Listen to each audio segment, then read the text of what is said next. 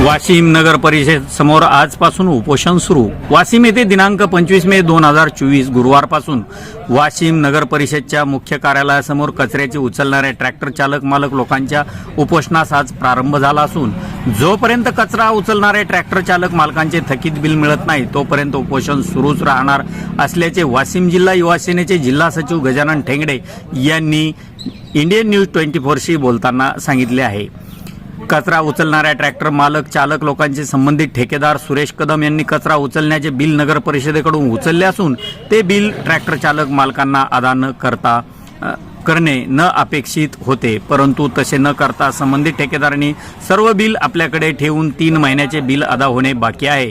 या बाबीचा पाठपुरावा वाशिम जिल्ह्यातील शिवसेना युवा सेनेच्या वतीने संबंधित लोकांना पाठिंबा देत त्यांच्या समवेत आंदोलन केले। तसेच आज सुद्धा नगर परिषदेच्या अंतर्गत कचरा उचलणाऱ्या ट्रॅक्टर मालक चालकाचे सोबत युवा सेना वाशिम जिल्हा यांनी उपोषण सुरू केले आहे। या बाबीची गंभीरतेने दखल घेणे मुख्याधिकारी नगर परिषद वाशिम यांनी गरजेचे होते, परंतु तसे न केल्याने हा उपोषणाचे हत्यार उपसले असून आपण पाहत आहात इंडियन न्यूज 24 साठी वृत्तनिवेदक विजय शिवगजेसह रिसोड तालुका प्रतिनिधी नारायणराव अरूप पाटील।